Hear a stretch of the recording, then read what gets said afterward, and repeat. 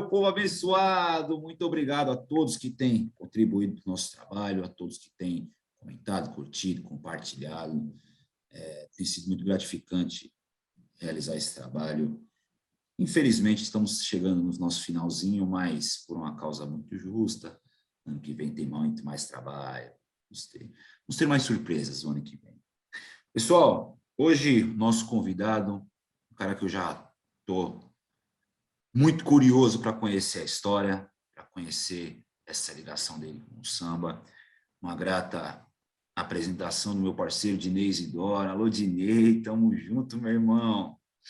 E com muita honra, muito carinho, muito respeito e muita curiosidade mesmo, Samba para a Vida, Alô Mundo recebe Harry de Castro. Esse mesmo. Esse mesmo, enviado por Dinei, nosso amado Dinei, né, Vaguinho? Dinei, grande personagem, grande figura. Muito obrigado. Obrigado a você, querido. Obrigado pelo convite. Já quero deixar aqui registrado meu abraço para quem for ouvir, quem for ver, né? Dialogar sobre isso também é sempre importante. Gosto muito disso, né? Não é um lugar, como é que fala, que eu comecei há pouco tempo, desde da minha infância, então estou no lugar certo, sabe? Graças a Deus. Não estou errado, não estou distante, é minha cultura e é por ela que eu luto tanto, né? Tá certo. Então vamos lá, vamos nos apresentar então, vamos se apresentar. Quem é Harry de Castro? Como começou essa ligação com o samba? Vaguinho, você sabe que nesses últimos, acho que os últimos 4 anos, 3 anos, 4 anos, eu me apresento enquanto artista, ativista e sambista, né? Eu deixo o sambista muito bem registrado porque as pessoas ainda não entendem o que é ser sambista. Então, artista porque eu sou da arte há 20 anos, eu sou músico, sou cantor, sou ator da minha companhia de teatro, né? CTI, Companhia de Teatro da Investigação, que fica na Zona Leste.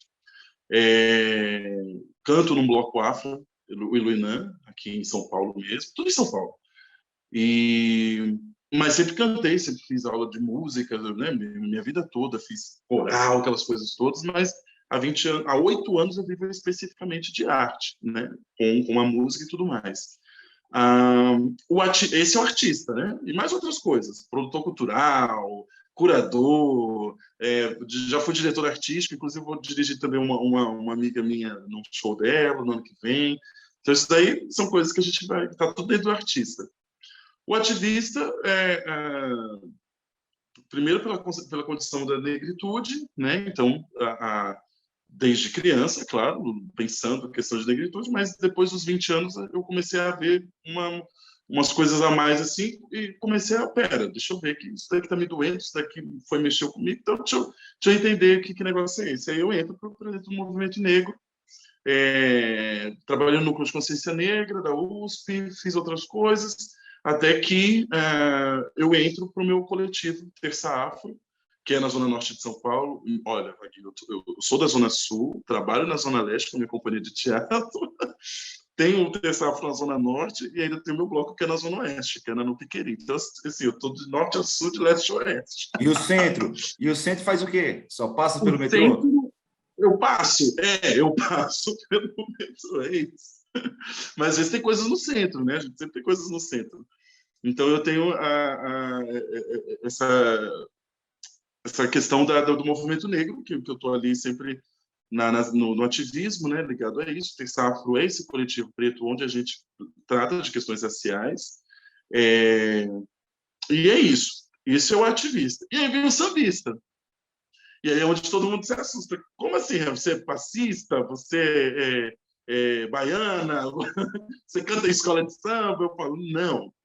Eu sou cria de escola de samba, eu sou cria do samba, né, de São Paulo, da cidade, da capital, cria da escola de samba Mocidade Alegre, depois eu venho contar um pouquinho dessa história, e pesquiso há muitos anos mesmo, essa condição do samba de São Paulo, né, para entender que história é essa, ou por que a gente ainda tem um pouquinho de, não sei se vergonha, não a gente, né, Magui, mas tem gente que tem vergonha de falar do samba de São Paulo, por que tem umas coisas que não avançam, que relação é essa com a cidade, por que São Paulo não respira o samba, né? Por que o samba não é respeitado? Porque para algumas pessoas né? Mas para a gente que é ligado a samba, São Paulo não nos respeita, né? Se a gente for analisar. Então, eu tenho essas coisas assim, sabe? Calma, a gente precisa entender o que é isso, e vai entrar também na questão ativista, né? E também eu tenho essa luta que eu realmente mexe muito comigo nesses últimos anos, que é a memória do samba de São Paulo. Então, assim, tem gente morrendo, o Vaguinho. Muitos baluartes, muitos embaixadores, muita gente de samba dos nossos estão morrendo. E a gente não tem uma memória, não tem um museu, não tem um lugar onde a gente possa conhecer essas pessoas que fazem, né, que deixaram um legado aí para dentro do samba. Eu falo que o samba é um ancestre centenário, né? Então, a gente precisa ter esse cuidado com que ser é esse, o samba. E aqui na cidade de São Paulo, a gente precisa entender que ele existe, que ele é fundamental, ele mexe na cultura da cidade, né? São muitas comunidades de samba, são muitas escolas de samba, então como é que ele não é respeitado nessa cidade, né? Como é que a gente ainda só conhece a Dona Irã Barbosa como símbolo do samba de São Paulo? Então a gente precisa, então isso me incomoda e eu quero lutar por isso, por essa memória. E aí vem o sambista que também está junto com o artista, que também está junto com o ativista. Então, mas eu gosto desses três porque eu acho que eles se parecem e eles são eu sou esses três, né? Então, é isso. Esse é o Harry, essa pessoa aí que faz tudo Amém, isso. amém. Não, mas você é perfeito quando você diz separar o sambista, né? Aqui ao longo dessas nossas entrevistas aí, eu venho reparando muito em cada ponto dos entrevistados, as pessoas que vêm aqui para a gente trocar essa ideia, e o ser sambista vai muito além do que de você colocar uma roupa bonitinha, uma roupa da Bull, subir num palco, bater um pandeiro, um tantão, um cavaco, ou cantar. E ser sambista é muito além disso, cara. Ser sambista é, sobretudo, você ser acolhedor. É você acolher as pessoas. Ser sambista é você respeitar as diferenças. Ser sambista é respeitar os que são menos privilegiados que você. Ser sambista envolve muita coisa. E você é preciso, quando você diz que ainda, infelizmente, o samba de São Paulo é conhecido apenas pelo Adoniran. Mas aí já entra também um pouco de questão racial mesmo, questão do preconceito.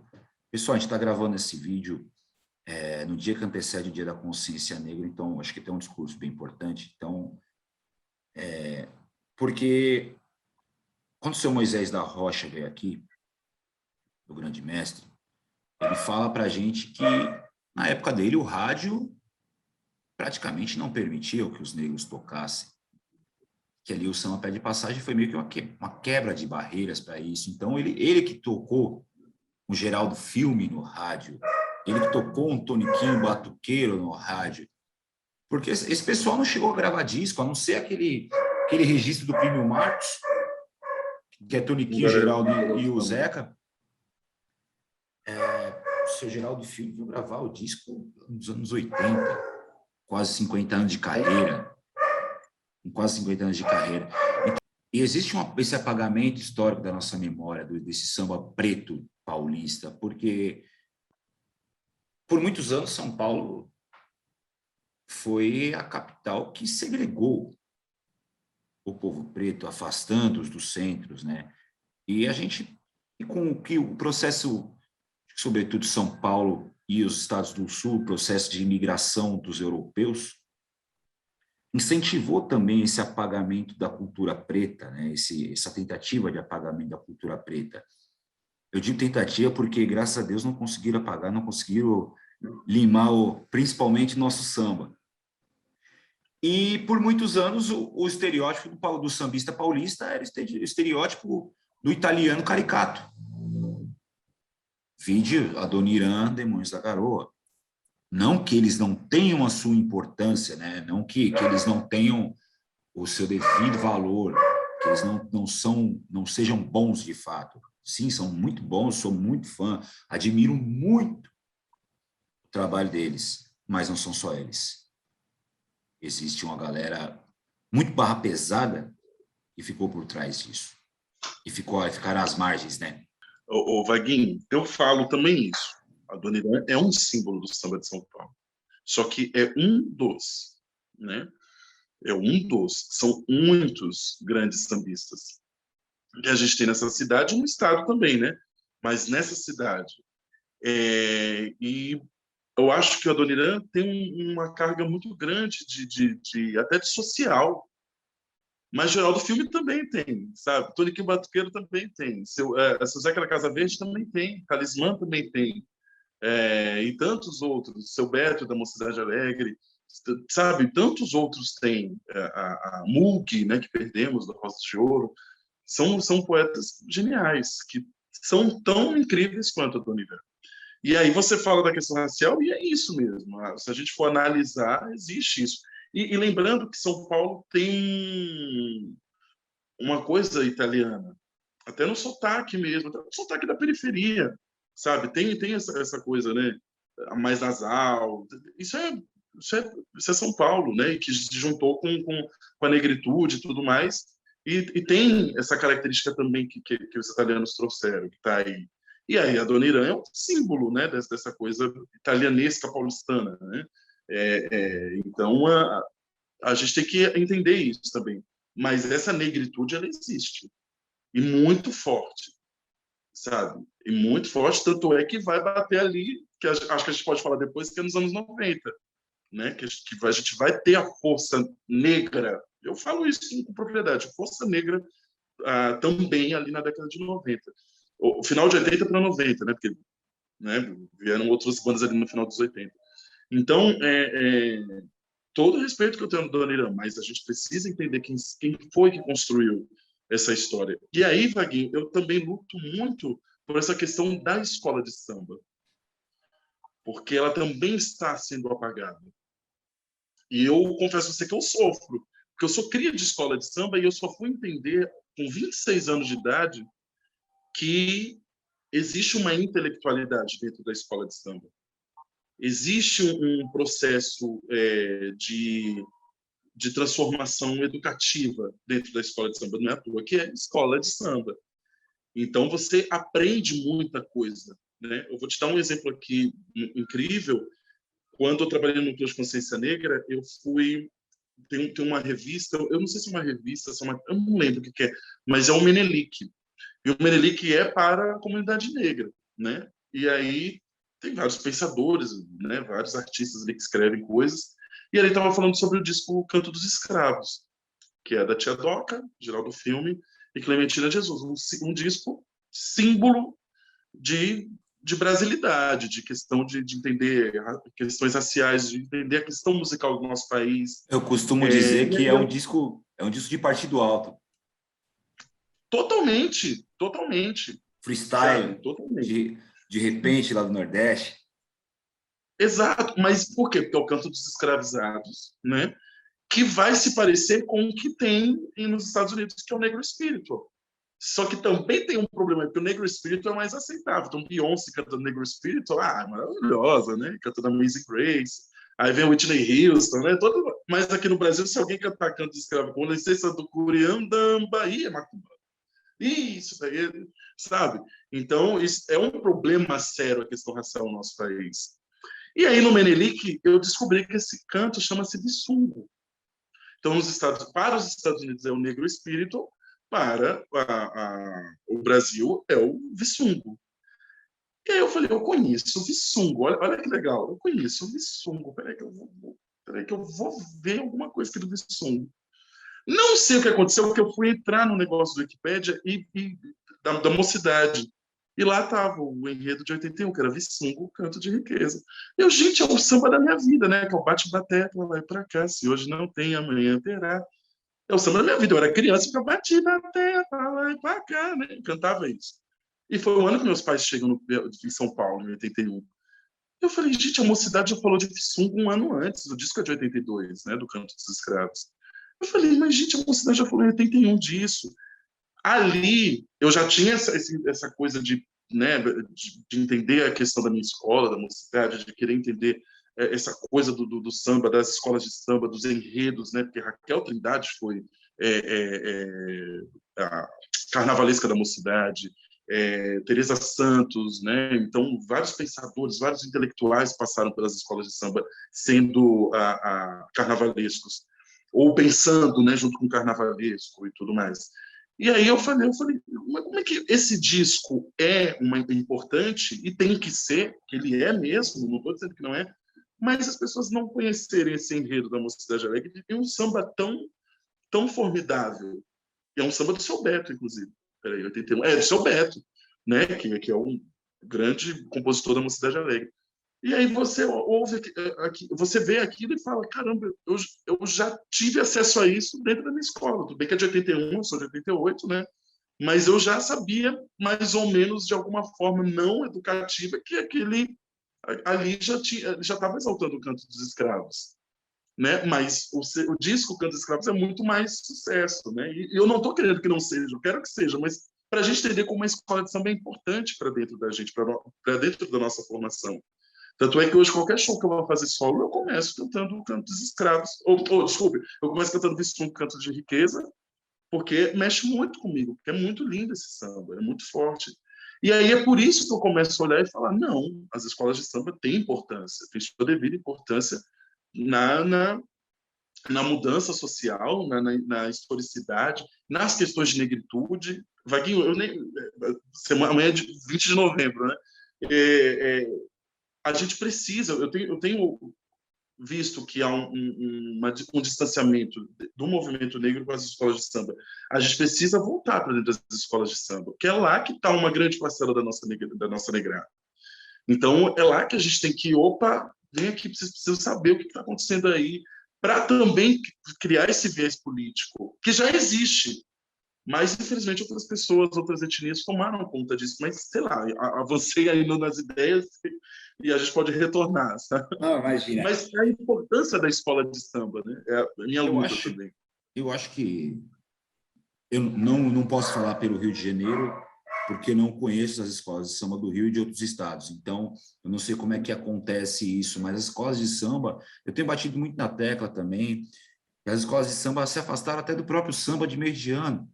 As escolas de samba são raras, pouquíssimas escolas de samba que mantêm uma roda de samba fixa pelo menos uma vez por semana durante o ano. Eu conheço aqui, aí puxando a sardinha para nós, a Vila Maria mantém, tem o Quintal da Vinte, tem o Quintal da Vila todos os sábados. E isso é antes de pandemia, pré-pandemia, não é por conta da pandemia que as escolas não fazem, mas eu não via esse movimento das escolas de samba em se apropriar do que é de mais rico para eles, para a escola, que é o samba, é falar de samba. E quando você não traz uma roda de samba para dentro da sua quadra, você deixa de formar novos artistas, novos cantores, novos compositores. Então, você vê o reflexo disso em muitas outras áreas. A gente aqui, eu acho que o Vai-Vai, como isso tem um movimento importante social, aqui a Vila Maria, a gente tem acho que é o grande carro-chefe da escola, passou a ser os movimentos sociais. Então, é a escola de samba se aproximando da comunidade. Mas, quando a escola não se aproxima do samba mesmo, do sambista comum, não é o cara que vai para uma escola de samba todo final de semana, é o cara que gosta de ir no pagode para comer uma feijoada, para ouvir um samba. Você poderia começar pelas escolas de samba, voltar a ser pelas escolas de samba. Pô, aqui em São Paulo, quem ouviu falar de Henricão, ninguém conhece Henricão, que é um cara de escola de samba. Ninguém conhece seu Ideval, por mais que seu Ideval ainda esteja vivo. Cara de escola de samba. Aí você pega no Rio, aí como o trabalho de base foi bem feito, todo mundo sabe quem é Cartola, todo mundo sabe quem é Candeia, todo mundo sabe quem é Paulo da Portela, Paulinho da Viola, Nelson Cavaquinho, Monarco, Tia Surica, Tia Doca, Agemiro, Casquinha, Lonato. Então, é o trabalho de base que foi bem feito. Aí eu parei e pensei, poxa, mas por que o Vai-Vai nunca falou do seu Geraldo Filme? Por que o Peruche nunca falou do seu Geraldo Filme? E é um mestre, né? O seu Geraldo Filme é um mestre, é um grande mestre da nossa história. Mas só que aí já é uma crítica minha, que eu queria ver alguém que é inserido dentro do movimento preto, agora já mudando já para a questão do movimento preto em si. Eu, para estudar samba, eu tive que estudar a negritude. Não há como você querer estudar samba e você não buscar entender da onde começa essa história. O samba não começa na casa de Tia Seata, o samba começa muito antes, o samba começa com a diáspora do povo preto que é retirado da sua casa para ser trazido à força aqui do Brasil. Contudo, o Harry, eu vejo os movimentos pretos brasileiros, eu fico muito incomodado quando eu vejo que precisa estourar alguma coisa fora do país para que o movimento preto aqui no Brasil tome partido para as causas próprias que a gente tenha aqui. Com George Floyd, e me corrija, pelo amor de Deus, se eu estiver errado, eu faço questão de aprender isso, tá? Com George Floyd, foi um movimento que parou o mundo. Por que com João Vitor, que foi brutalmente assassinado, um menino preto da favela do Rio de Janeiro? João Vitor? Não, João Pedro, Rio de Janeiro. João Pedro. Por que a gente, nem no Brasil, a gente teve um movimento parecido? Eu vou te dizer a real, Vaguinho. O movimento negro se mexeu para fazer coisas, tá? Eu, enquanto essa pessoa que estou inserido, se mexeu. Só não tem a mesma força que o George Floyd lá fora. Então, assim, eu não sei, realmente eu não sei como é que a mídia estadunidense chega aí no mundo. Eu não sei o que eles fazem, não sei se eles põem um açúcar na humanidade, todo mundo consome o que acontece nos Estados Unidos, sabe? Eu não sei, que todo mundo fica chocado. Mas aqui tiveram passeatas, do cara do Carrefour houve passeatas, sempre tem, a gente está sempre indo para cima e para baixo, só que não temos a mesma força na mídia. E hoje existem as mídias pretas, né? Existem isso, então isso é muito bacana, isso é uma forma muito digna da gente poder falar, olha, estamos lutando, estamos reivindicando. E me perdoe se soou preconceituoso, se soou racista a minha pergunta. Jamais, pelo amor de Deus. Jamais. Esse papo é para isso, é para a gente entender. Para quem não sabe saber e quem sabe continuar sabendo, entende? Eu acho que esse papo é isso, jamais te falaria isso. Então, houve sim essas caminhadas, essas passeadas. O problema é que não sei o que acontece. Aconteceu alguma coisa nos Estados Unidos, a humanidade para. E isso é uma crítica que eu tenho não só para as coisas ligadas às questões raciais, mas sim para tudo, né? Para tudo. Não sei. Então, claro que eu não estou aqui, pelo amor de Deus, gente, eu não estou aqui falando do Floyd, que é uma tristeza o que aconteceu com ele, mas isso acontece sempre no nosso país, acontece na esquina, acontece em qualquer zona. Estou falando de São Paulo, imagina nesse país todo, não sei, no Amazonas deve ser coisas piores, sabe, no Ceará deve acontecer coisas, em Goiás, no Rio Grande do Sul, sabe, deve acontecer coisas muito piores, mas não tem a mesma força. Então, assim, eu tenho uma ideia, que acho que vai até mexer na questão do samba de São Paulo. Eu acho que a gente tem que começar a olhar para o nosso vizinho. Eu acho que a gente tem que se perceber. Eu fico muito feliz até você me chamar, a gente é vizinho no sentido de ideias do carnaval, ou do carnaval, do samba, né? Carnaval também, né? Mas o samba, a gente é vizinho, então você precisa dialogar comigo. Você poderia dialogar, sei lá, com o seu Moisés da Rocha, Maria Helena, só os bambas, mas não, você quer dialogar com alguém que você não conhece, está conhecendo agora, sabe? E eu posso te indicar outras pessoas também bacanas que não estão na mídia do samba, para você conhecer. A gente tem que olhar para os nossos vizinhos, a gente tem que olhar para quem está ao redor, sabe? Então, se acontecer alguma coisa ali na rua de trás, vamos lutar por aquilo que aconteceu na rua de trás, sabe? Se acontecer alguma coisa ali na outra esquina, vamos lutar por aquilo que está ali na esquina, sabe? Eu entro em choque quando acontecem coisas na Zona Sul, na minha área, que eu não estou lá, porque eu estou sempre na leste, na oeste, na norte, sabe? Eu preciso lutar pelo meu território. Então, a gente precisa ter essa consciência territorial. Eu acho que a gente precisa ter essa consciência de, opa, eu vivo aqui, eu tenho N vizinhos que me viram crescer, que conhecem minha mãe, meu pai, minhas tias, meus tios. Eu preciso estar aqui com eles. A gente precisa ter essa identidade territorial. E isso vai cair para dentro do samba de São Paulo. Eu não estou querendo aqui, a partir de hoje, todo mundo vista a camisa, sabe, geral do filme. Não falo mais de Candeia, não falo mais de mestres do Rio de Janeiro, agora é só geral do filme. Não, não é isso, porque tem gente também que viaja, por isso que eu já estou dizendo isso, sabe? E aí é uma questão de território. Poxa, eu moro em São Paulo. Eu, por exemplo, estou aqui na Zona Leste. Então, tá, eu estou perto da Nenê Diva Matilde. Quem é Nenê Diva Matilde? Começar a se questionar, Vaguinho. Poxa, estou perto da Itaquera, tem o seu Leandro. Quem é seu Leandro? Por que Leandro de Itaquera? Essas coisas precisam nortear a gente, para a gente poder identificar a questão social, a questão do território, a questão cultural, a questão da memória. Ah, sei lá, seu Leandro está vivo? Ah, ele está vivo. Ah, legal. Nossa, quem são os filhos dele? Poxa, a Karen é filha dele. Nossa, grande porta-bandeira da Leandro. Ah, a escola nasceu porque era um desejo dela. Sabe, essas pequenas coisas transformam. Mas a gente precisa estar atento. Então, assim,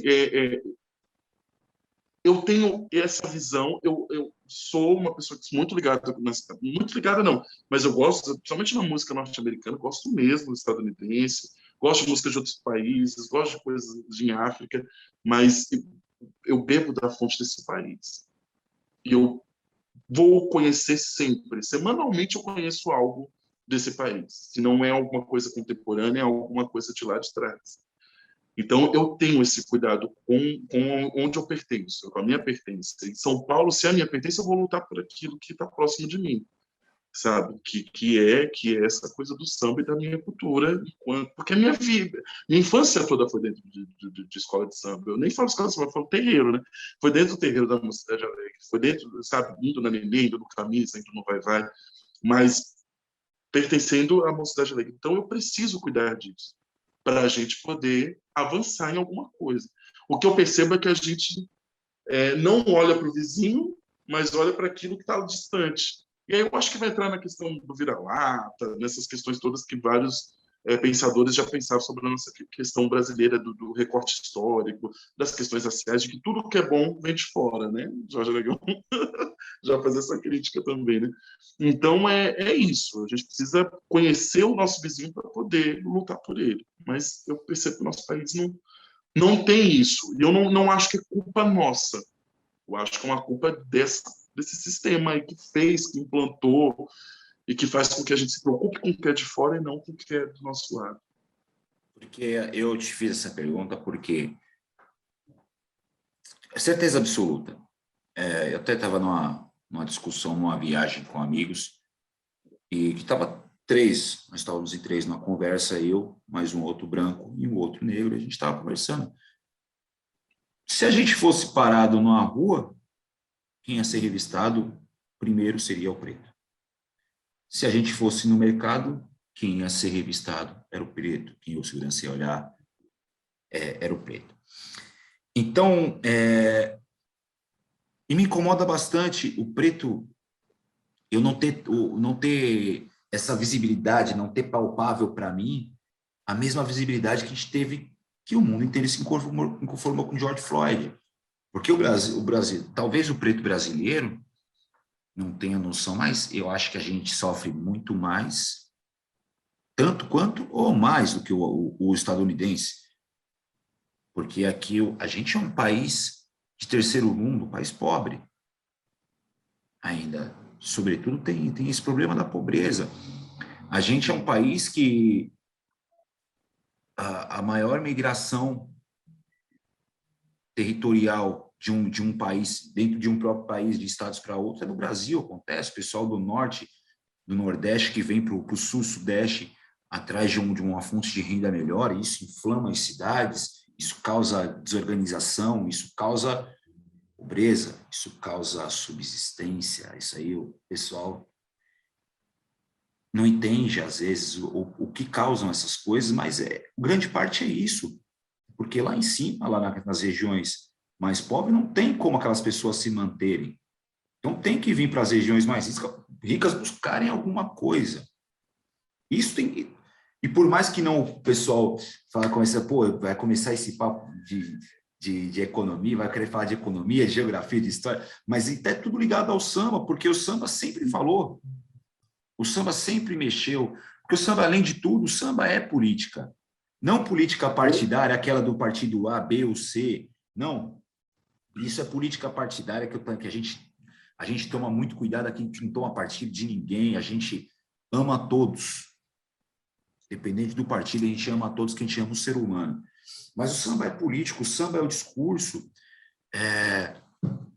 O samba pode sim falar de amor, mas por que não falar de amor pela ótica de uma mulher estuprada? Por que não falar de amor pela ótica de um preto que foi preso por ser preto? Por que não falar da ótica, falar de amor pela ótica de um LGBTQIA+, que foi espancado na rua por ser homossexual?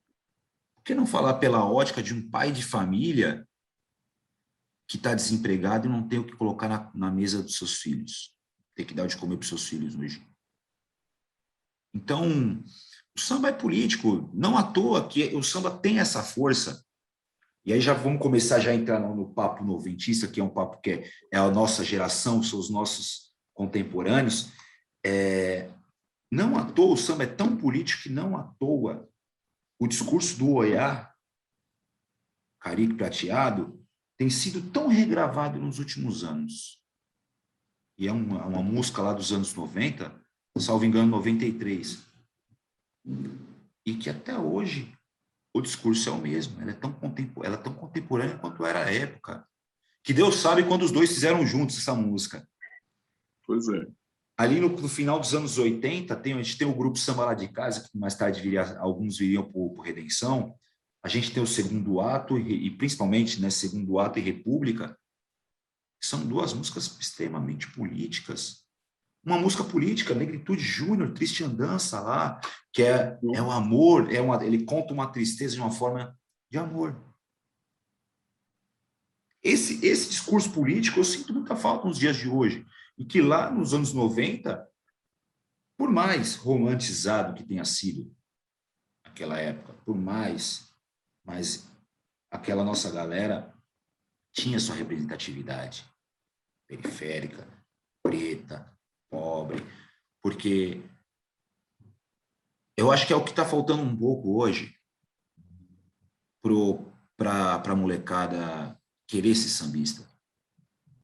Vamos falar no linguajar então, mais atual, para a galera querer ser pagodeira. Porque naquela época, aí eu quero também sua opinião. Eu vi muitas entrevistas do Netinho Netinho de Paula, falando que era a juventude que estava ali. Quando o jovem precisa estar inserido, o jovem é quem vai brigar, o jovem é quem vai discutir, o jovem é quem vai levantar a voz. E quando o jovem se levantou a sua voz, levantou seus instrumentos, ele foi parar na TV.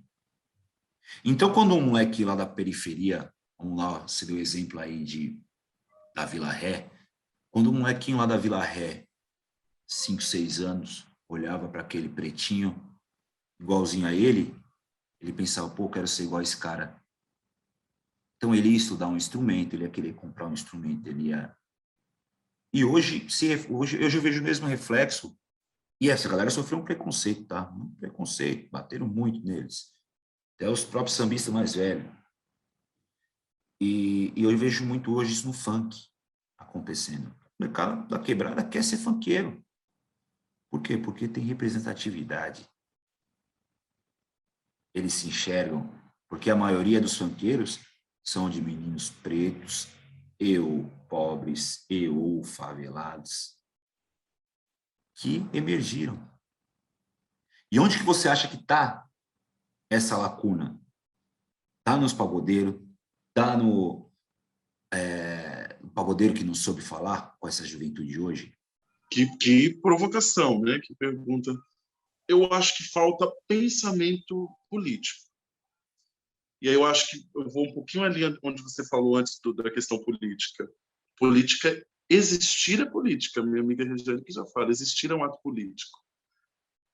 Toda criança preta, todo brasileiro já é político, mas nós não temos também a escola que nos dá essa possibilidade de pensar política.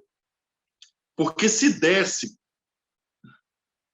toda a humanidade seria politizada no nosso país, né? A humanidade não, mas todo brasileiro seria politizado desde criança, né? Mas tem professores maravilhosos que vão lá e forçam, né, a criança, o adolescente, aí a criança e o adolescente vai criando coisas e quando pensa que não, essa criança vai ser um pensador, vai refletir sobre as questões sociais e tudo mais. Só que tem gente que não tem isso, não acessou isso, e também não teve um pai, uma mãe, um professor para acessar isso nessa criança, nesse adolescente. Então ela vai fazer aquilo que está dando certo, sabe? Como é que é o ditado lá? Em time que se ganha, que não está ganhando não se tira, não se mexe, né? Então o que acontece? Esse jovem, quando vai montar um grupo, quando vai montar um grupo, vamos para a nossa área, quando vai montar um grupo de pagode, ele está ali porque ele quer tirar uma onda. Viu que deu dinheiro? Para que você vai refletir? Para que você vai pensar? Para que você vai... vou seguir aqui, estou ganhando o meu, sabe? Vou comprar meu carrão, vou comprar... Isso eu estou falando que... Isso também aconteceu nos anos 90, sabe? Só que eu acho que tem uma outra formação nos anos 90. Eu acho que os sambistas da década de 90 tiveram uma outra formação dos anos 80, que vem dos anos 70 e tudo mais. Mas até musical, né? Musical. Ouvi de tudo. Ontem eu fui assistir o Cleverson, ele cantando Cleiton, o Cleverson Luiz, né? Ele cantando Cleiton e Cleidi. Eu falei, meu Deus, isso aí é para quem viveu, sabe? Uma musicalidade que nós dois não vivemos, né? Que a gente já é do final de 80. E essa música do Cleiton e Cleidi é do início dos anos 80, né? Então é muito mágico isso. A minha amiga fala, né? Quando o Negritude cantava no Camisa, cantava Marvin dos Titãs. Eu falava, gente, eu não imagino ver o Negritude. Marvin, a vida é para valer. Eu não imagino isso, mas olha como é que é essa riqueza musical. Hoje eu acho que um grupo de pagode não cantaria uma coisa da MPB ou da, sei lá, de uma outra, sei lá, do forró, né? Apesar que tudo pode acontecer, né? Então, o que está ganhando, está tendo dinheiro, para que eu vou pensar questão política? Para quê? Para que eu vou trazer isso para o meu povo, para a minha gente? Não, vamos continuar aqui que a gente está falando. Vamos falar de amor. E eu acho importante porque isso é periférico. O amor também é política, né? Até porque está trazendo um amor ali de sei lá, um cara preto, de uma menina. Hoje em dia tem bastante compositora de uma menina preta que está ali trazendo suas dores, suas questões, sei lá, sua traição, e ali quer dizer. Tá aí a Marília Mendonça, que morreu, né, do sertanejo, mas era essa mulher que trazia, jovem, né, que trazia essas questões da mulher. Então, com certeza vão aparecer, se já não estão aí, compositoras mais novas trazendo essas questões dentro do samba, dentro do pagode. E aí eu sinto essa falta disso. Mas aí eu fico pensando, eu não posso também querer que eu, enquanto uma pessoa que fui me politizando mais, porque eu também não era essa pessoa que pensava o tempo todo lá com 20 anos, 18, 19. Não posso colocar e falar, ô Pretinho, em que momento vocês vão trazer aí a questão política aí para vocês, né? Porque também é cobrar uma coisa que sei lá, ele está vivenciando aquilo e, sei lá, em algum momento vai passar por algum problema e aí vai querer compor uma música sobre. Mas eu não posso, acho que eu não tenho essa audácia, eu não tenho, seria muito desrespeitoso cobrar, né? Mas nesses últimos anos, eu não vi nada ligado do samba nesse teor político, do pagode, tá, gente? Não do samba mais tradicional, dessa coisa dos grupos, eu não tenho visto. Eu tenho visto muita tiração de onda, que eu adoro, viu? Eu tava vendo esse pessoal do Essência Samba, isso, que eles tiram, sabe, eles tiram onda com as coisas do funk, eu achei um barato, adoro, fico, sabe, viajando nessas coisas. Eu não sou tão tradicionalista não, viu, Vaguinho? Eu gosto de tudo que é bater o pandeiro, pra mim é samba e eu tô amando. Pode até falar sobre isso depois. Mas eu sinto a falta dessa questão política, desse olhar de 2022, sabe? Eu sinto falta das crianças do Brasil, que é a Sensação, né? Em 2000 sabe, em 2020, em 2018. Eu sinto falta. Não vou negar para você. Poxa, quando que vai surgir? Pode ser que aqui, nesse momento, alguém fale, poxa, você não está ouvindo nada aí que está tendo. Pode ser, mas aí eu acho que o funk está trazendo isso com mais força. E aí eu também me questiono, será que na quebrada, por mais que eu esteja inserido na quebrada, eu não estou ligado, mas assim, será que na quebrada não, o samba não está de lado, não está de escanteio? E aí o funk está mais forte? Quando eu vejo a negradinha na minha rua, ou aqui na Zona Leste mesmo, ou até na Zona Norte, quando eu estou com o Tessap, eu vejo muito funk. Eu vejo muito, sabe, ou as coisas do pop. Eu não vejo samba. Eu não vejo. A não ser a Ludmilla, que gravou um disco, né, de pagode, de samba, pagode, tá, gente? Os dois é normal, os dois. A gente usa o tempo todo. É igual negro e preto, a gente sempre vai usar os dois. Mas foi a última coisa que eu vi, assim, a Ludmilla. Eu vejo coisa pouca do Mumuzinho, sabe? Mas sempre o amor, sempre trazendo essa temática do amor e tal, não uma condição política. Então, eu acho que tem um problema aí na raiz.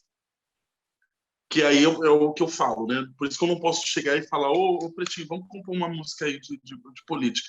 Eu acho que aí está numa questão da raiz, está numa questão que ele não foi inserido para ter esse pensamento. Nós todos não, eu falei isso numa live ano passado, nós não fomos feitos para pensar, sabe, Vaguinho? Nós não fomos feitos para pensar, nem nossa geração, nem a geração anterior, né?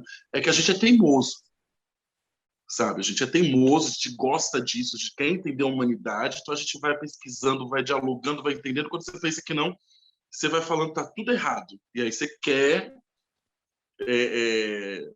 causar, e não é causar, eu até falei errado esse verbo, mas aí você quer lutar por aquilo, por uma igualdade, uma noção de respeito com aquele que é mais velho, ou com quem veio antes. Então a gente acaba lutando por isso, mas a gente não foi feito para pensar. Eu até falo, nossa, como cansa pensar, né? Cansa pensar, Vaguinho. Então, assim, um moleque, uma menina de 20 anos, não tá afim.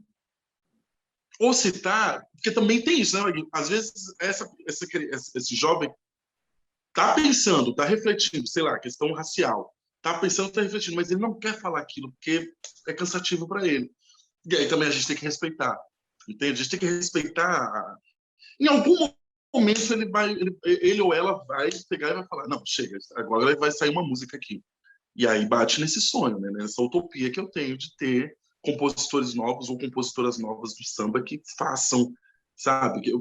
Chegar num... Imagine no Mumuzinho chegar uma música, eu tô pensando numa música aqui que nem é mais novinho, né? Já tem mais de 30, já tá na nossa geração.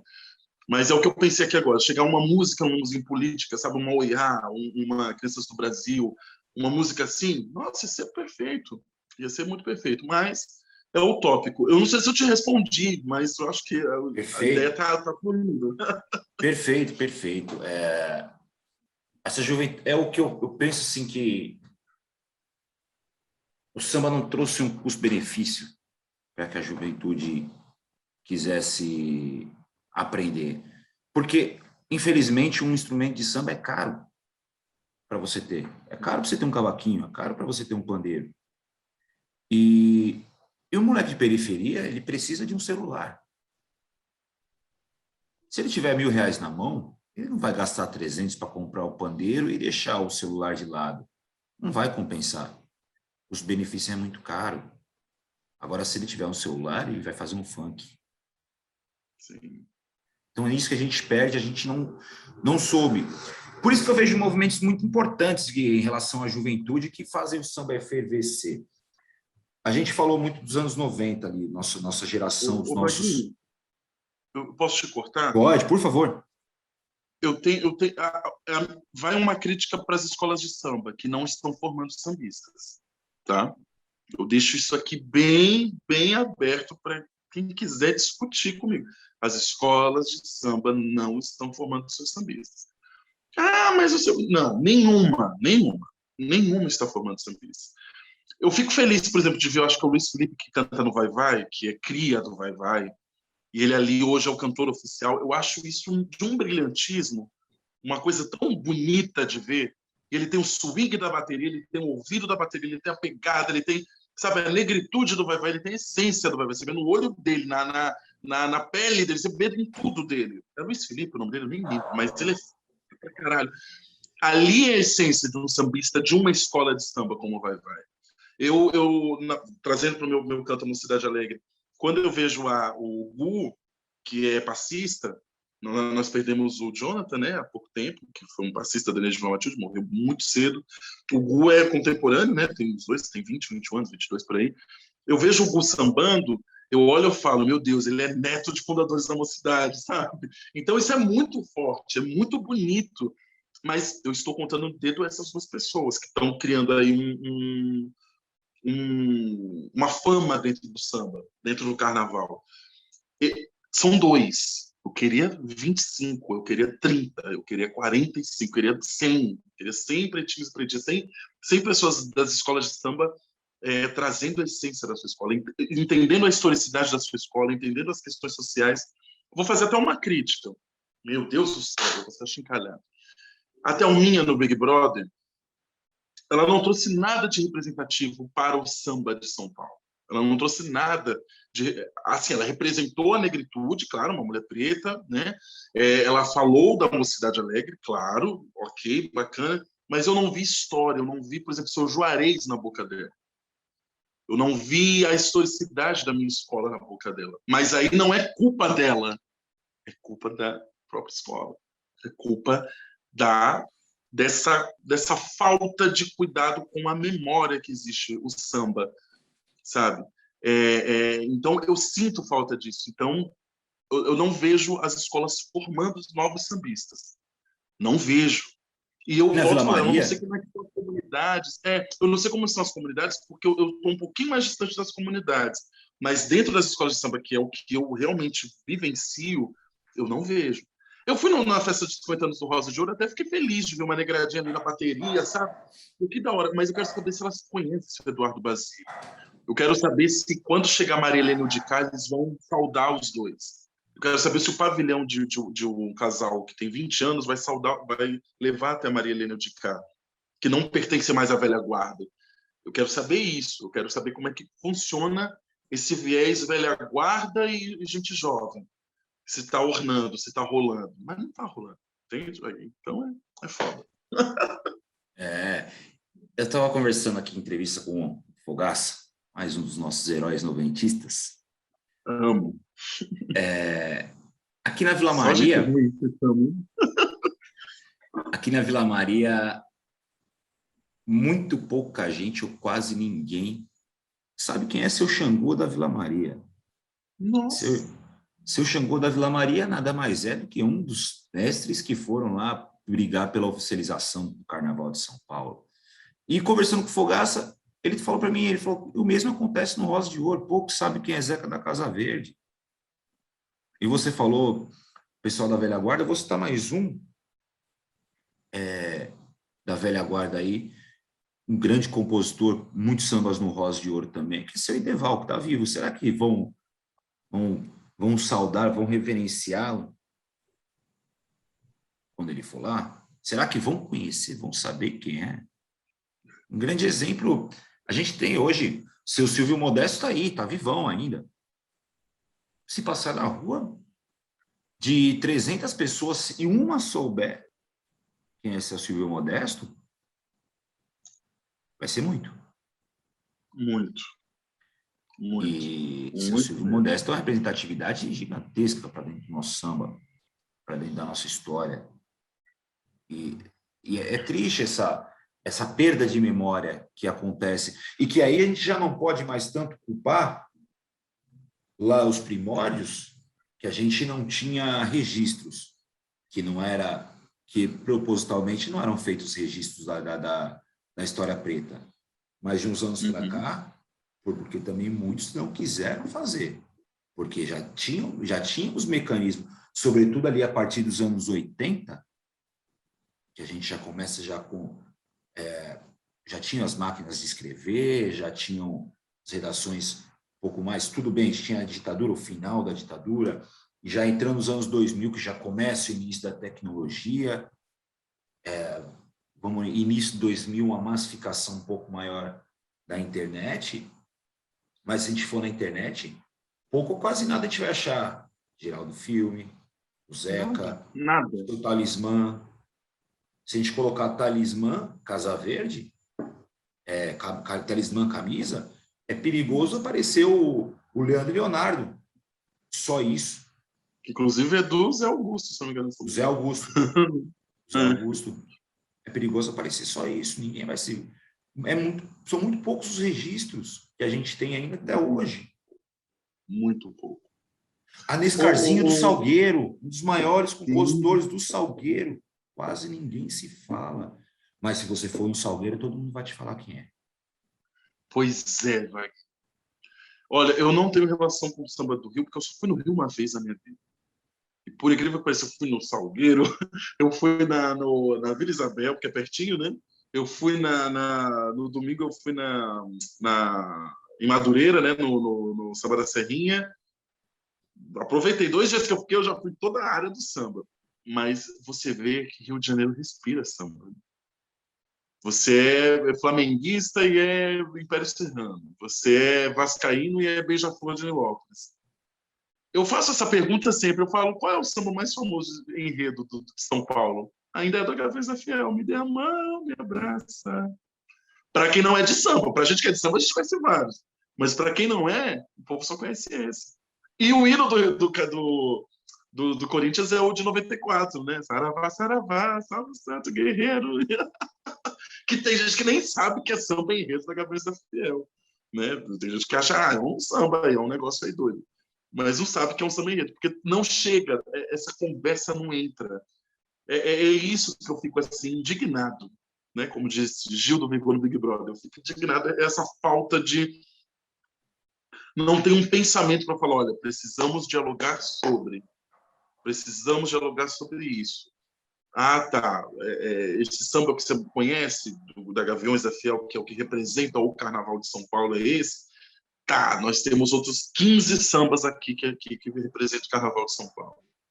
Nós temos grandes escolas que representam o Carnaval de São Paulo, sabe? E aí a gente entra num universo muito maravilhoso de entender essa cultura, sabe? A gente, é muito louco. Eu fico sempre na ideia do que falta. Eu sei que tem a falta do diálogo, eu sei que tem a falta dessa preservação. Eu culpo as escolas de samba por não terem esse poder de falar, chega, a gente não vai lutar para ganhar carnaval, a gente vai lutar para a nossa quadra ser aqui onde foi fincada, aqui onde está o fundamento, e aqui a gente vai formar novos sambistas. Você não tem esse pensamento. E aí é onde eu me entristeço. Eu falo, caramba, lá vai a escola de samba querer ganhar. A escola vai fazer um enredo foda, vai ter o samba foda, mas é só para ganhar o carnaval. Ganhou o carnaval, tchau, gente. Ano que vem a gente homenageia alguém. Homenageia alguém que, sei lá, Carlinhos Maia. Olha, eu tô com veneno hoje, hein? É perigoso, é arriscado. Assim, é um paralelo. É o equilíbrio das coisas. Por quê? A escola de samba e o samba em si, vamos fugir um pouco da temática escolas de samba somente e vamos para o samba de uma forma mais ampla. Isso aí, Brasil. Tem que haver o equilíbrio, porque todos precisam sobreviver financeiramente. Porque a gente vive num mundo capitalista em que o dinheiro é a base, é o que gera a nossa sociedade. Mas a gente também tem que deixar o lado cultural, porque não vou saber de quem é a frase, mas é uma frase que me marcou, que é: um povo sem cultura é um povo sem identidade. Então, é o que fez mudar o samba, gente, o diretor, o dramaturgo. É dele essa frase. Esqueci o nome. Marcos? Plínio Marcos, meu Deus do céu, Plínio Marcos. É dele. Então, tem que haver o equilíbrio. A gente, enquanto sambista, a gente, enquanto provedor de cultura,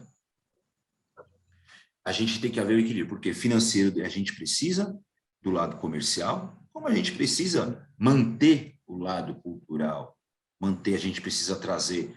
Não é. E quando eu bato na tecla que o sambista de hoje precisa conhecer da sua história, não é que ele deva ser um historiador. Isso. Para saber quem compôs junto com Noel Rosa lá o samba do lado B daquele compacto do Noel Rosa. Nem que ele precisa saber que a faixa que no CD de 89 do Zeca, o Jeito Moleque era a faixa tal. Sim. E que foi. Não é isso. Mas é saber um pouco, é saber quem está por trás, quem ajudou a pavimentar o terreno para que hoje a gente pudesse estar aqui, ó, numa tela de computador, conversando sobre samba. Porque muitos lá atrás apanharam feio. Por quê? Porque estava com cavaquinho, porque estava com pandeiro, porque estava com tamborim na mão. Não deve valorizar essa galera lá de trás, sabe? Então, quando eu vejo um Jeito Moleque no seu principal trabalho gravado lá no Olímpia, cantando O Mundo é um Moinho e cantando Minha, eu falo, pô, esses moleques são bons, cara. E da mesma forma que eles cantam lá o meu Jeito Moleque, boné na cabeça, bermuda caindo, certo, tá ótimo, porque eles estão inserindo também uma parcela de gente dentro do samba que não iria ouvir samba se não fosse aqueles molequinho branquinho com carinha de playboy. Uhum. Eles não iam colocar, não fosse eles, digo eles, mas a gente pode colocar Inimigos da HP, Pin na Mesa, Nuance, Amizade Verdadeira, toda essa galera. Se não fossem eles, o samba não estaria tão presente aqui em São Paulo. Vila Olímpia, Moema, Itaim Bibi, Tatuapé. Tatuapé é a parte ali, Anália Franco, não a parte de baixo. Rio de Janeiro, Leblon, Barra da Tijuca, que é a terra da bossa nova, né? Terra bastada. Hoje é cult você ir para um pagode na Vila Olímpia. Hoje é legal você ir. Mas quem começou foi essa molecada aí do pagode universitário. Como o paulista não se dá conta? Eu vi muitos paulistas, que na época era a época que eu tocava. Eu vi muitos paulistas, inclusive eu, quando não se toma corpo do seu contexto, o que esses playboys estão fazendo no samba? Eu não tinha noção da magnitude que foi a gravação do Arte Popular Acústico no Teatro Municipal. É uma ocupação de territorialidade de um povo, de uma cultura pobre, periférica, muitos filhos de nordestinos tomam conta de um espaço que é nosso, que o samba nunca tinha ido. Como o samba nunca entrou no Teatro Municipal de verdade, grandão. Olha o que o Netinho fez para a quebrada dele lá em 2006, com o Netinho Concert, orquestra gigantesca, monumental, ele levou acesso para aquela população aberta, show aberto. Teve acesso a um show de concerto. Talvez aquela galera nunca teria acesso a isso, não fosse. À época, a gente não tem essa noção dessa importância. A gente vai... Aí, só depois que a gente vai tomando conhecimento, que a gente começa a se apropriar dessas histórias. Porque, sem dúvida nenhuma, para mim, um grande marco, um grande espetáculo da história do samba, para mim, Vaguinho Lima, não do Samba para a Vida, o maior marco da história do samba, o maior espetáculo é o Arte Popular Acústico MTV de 2000, gravado no Teatro Municipal de São Paulo. E é o CD, né? É o álbum, é a coisa de pesada ali. Leandro Lhar. E na MTV, na MTV, que é da brancaiada, vamos ser sinceros, né? A MTV era uma emissora totalmente vinculada para um público branco, né? Claro, tinha pretos, eu estava lá vendo, mas assim, era para pessoas, não é que era, mas era sempre... acho que só tinha aquela parte do Yo, né? Que era do hip hop, que foi com a LJ, depois do... Isso. Acho que era o único momento negro ali, né? Da MTV era esse. Então você não tinha, de repente... E aí os acústicos, os MTV ao vivo vieram depois, mas os acústicos eram sempre os grandes nomes. Então, né? Titãs, Gilberto Gil, toda a nata da MPB. De repente veio o pessoal do samba ali, do arte popular. O do Jorge Ben veio depois, né? Roberto Carlos veio depois. Então, é Zeca veio muito forte depois. isso. O Zeca veio depois. É muito. O Zeca fez vários, né? Luiz Melodia também fez. É muito depois. Então, é muito foda esse CD. Eu não sei porque que não tem um DVD. Eu sei que tem os vídeos no YouTube, mas já tá lançado o DVD. Tá uma coisa. Eu acho que o Popular devia relançar, porque é muito histórico, arranjos lindos, sabe? Aqueles cantores todos são os cantores que a gente ama, Isabel, Vanessa Jackson, sabe? Kelly Moore. Nossa, que back vocal, vocais incríveis. Acho que Silveira tá ali também. Então, é muito forte esse acústico. E tá rolando samba ali pegando fogo. Essa Bocato, tá ali pegando fogo o samba. Então, é muito lindo, é muito lindo. Eu sou apaixonado pelo acústico MTV do Arte Popular. Apaixonado. Os anos 90 são os meus heróis, cara. Anos 90, essa galera, cara, eu vou ser leviano, não vou falar, porque senão eu vou esquecer de algum e vai ficar. Aí depois eu vou ficar triste. Eu sei. Mas foram onde eu aprendi um pouco de história. Foi onde que eu aprendi a ter um contato com a cultura. Foi onde que eu aprendi a tomar gosto pela cultura. Foi através desses caras. Foi onde foram os meus livros de história, o que a história talvez não... Nos nossos livros escolares talvez não contassem a história completa. Não digo nem que maquiaram, contaram de um jeito ou que estava de outro. Não estou dizendo isso. Mas talvez não contaram a história completa. A gente vem ter muito noção do que é a história da escravidão no país, a história de como que os negros foram retirados através dos discos.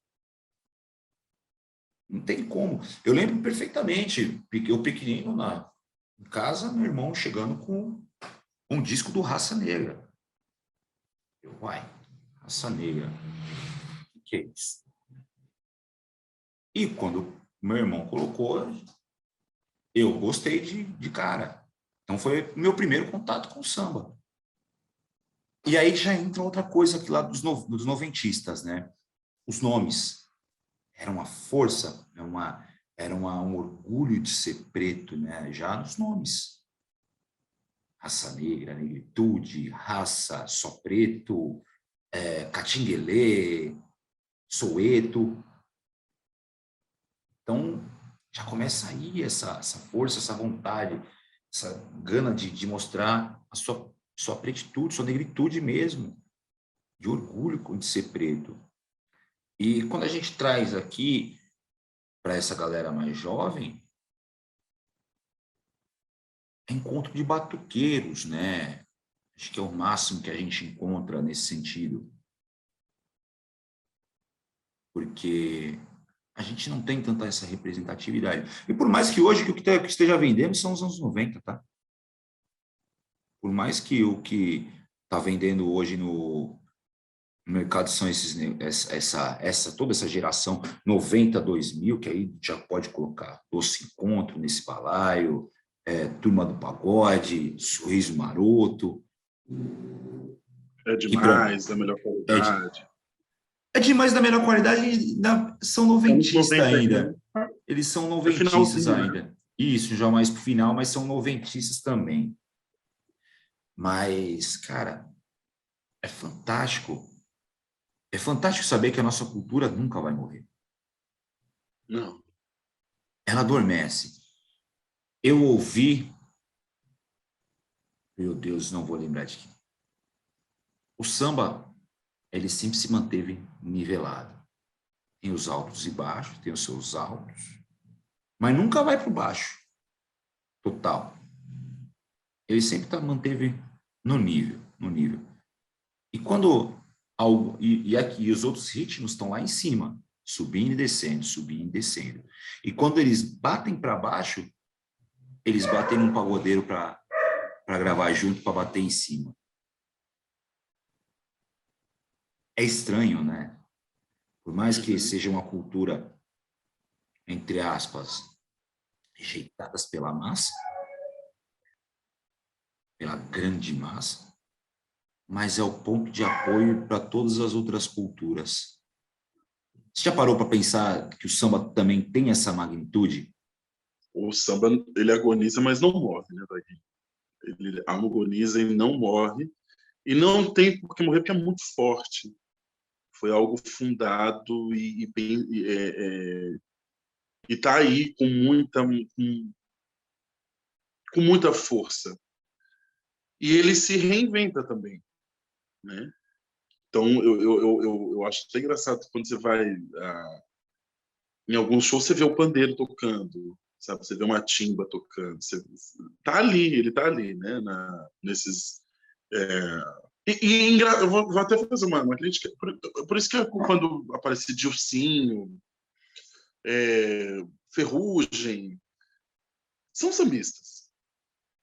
A gente não pode expulsá-los do samba, até porque não tem como que eles são. A gente percebe que tá ali o samba. Claro que com uma outra roupagem, porque o samba se refaz. Pode não ser agradável a uma pessoa que, sei lá, nasceu ouvindo Jovelina, Clementina e Jorge Aragão. Não vai ser bacana para ela ouvir o Dilsinho ou o Ferrugem. Mas eu não posso, seria até preconceituoso, não é preconceituoso, não, é preconceituoso você desqualificar o trabalho desses, eu vou falar mais do Ferrugem e do Dilsinho, né, que estão aí. Porque eles são sambistas, eles têm a divisão do samba, eles estão cantando uma música que tem a clave do samba, se a gente for analisar musicalmente, tem a clave, tá ali, sabe? O timbre da voz, outras coisas. E outra, esses meninos, que são acho que mais novos que nós, eles são da referência do... Não, o Dilcinho Mesma acho que ele idade, tem mesma... a mesma idade. Ferrugem tem 32, 33 anos. Nossa, gente, achei que era mais novo que nós. Meu Deus. Mas eles têm a referência dos anos 90. Então eles têm a referência do Krigor, têm a referência do Péricles, têm a referência do Dodô, têm a referência que é as nossas, né? Que são as nossas referências também. Então eles estão dando a continuidade. E eu não duvido, se você falar canta um candê, eles saibam cantar. Eu acredito que eles saibam cantar. Só que é aquilo que eu falo, eles são... A mídia está ali com eles. A mídia não quer saber deles cantando candê. É o que eu falo, por exemplo, eu tô amando, vou um pouquinho pro forró agora, rapidinho, porque eu tô pesquisando muito sobre a história do forró, eu tenho uma relação muito grande com o forró. Eu vi a live do Wesley Safadão, e ele trouxe Alceu Valença, cantor Luiz Gonzaga, eu falei, opa, esse cara ele já tem um nome forte, né, midiático e popular, e ele agora quer falar das raízes dele. E isso é muito importante para um cara como Wesley Safadão. Porque as pessoas que ouvem Wesley Safadão precisam entender que tem Luiz Gonzaga lá atrás. Sabe? Precisam entender que Alceu Valença é referência dele. Então, isso para a moçada é muito importante. Quando a Juliette canta Chico César, é muito maravilhoso, sabe? Porque essas pessoas são símbolos de uma cultura que estão aí, que estão aqui firmes com a sua arte. Então, eu não duvido que, voltando aqui, se a gente der um candeia para o Ferrugem cantar, ele vai saber cantar. Só que, nesse momento, ele não tem a força do Wesley Safadão para pegar e falar, agora eu vou fazer um disco cantando candeia. Ou vou fazer um disco cantando, sei lá, Monsueto. E eu não duvido se um dia ele fizer isso, sabe? Sei lá, cantando geral do filme. Né? Acho que é menos provável, né? Mas eu não duvido, porque ele deve conhecer. Só que, infelizmente, a mídia não vai permitir. E os fãs também não sei se vão gostar, porque eu acho que eles vão perder fãs se eles forem para esse caminho. Então é melhor fazer aquilo que eles fazem, com tranquilidade, e aí depois o público segue. E a gente que gosta de umas coisas a mais, a gente acaba segurando e tá bom, meninos, sigam aí o caminho de vocês, e a gente vai continuar aqui nas coisas que a gente já conhece há mais tempo e tal. Mas eu não posso desrespeitar, não posso tirar a arte deles. Eles são sambistas, eles estão incluídos na questão do que é samba, né? Nesse sentido, Eu tenho um exemplo muito claro, muito presente à minha cabeça. Eu sinto, não é a música que está no meu Spotify, mas que eu respeito muito, que é o Cerveja de Garrafa do Atitude 67. E por que eu te falo da importância dessa música? Porque esses meninos, ele incluem o samba dentro de um território, dentro de um local que é majoritariamente sertanejo, que é o estado do Mato Grosso do Sul. Eu não tenho lembrança de algum pagodeiro sambista que é do Mato Grosso do Sul, que é de Campo Grande, que é de Corumbá, que é de Ponta Porã. Ponta Porã, tem o Tiaguinho, mas o Tiaguinho, na verdade, ele é de Prudente, mas morou em Ponta Porã. Mas que é nativo de lá, não tem. E antes desses meninos gravarem Atitude 67, eles tocaram muito Sorriso Maroto, eles tocaram muito Tiaguinho, eles tocaram muito Exalta, eles tocaram Zeca Pagodinho, tocaram Fundo de Quintal, até chegar no Cerveja de Garrafa, que foi onde eles se encontraram, que deram a cara dele. E se a gente for em qualquer roda de samba, qualquer pagode aqui de São Paulo, 8 de 10 toca Cerveja de Garrafa, porque o público quer ouvir o Cerveja de Garrafa. Como não vai respeitar esse trabalho? Você citou o exemplo do Ferrugem. Ferrugem é um conhecedor profundo de música.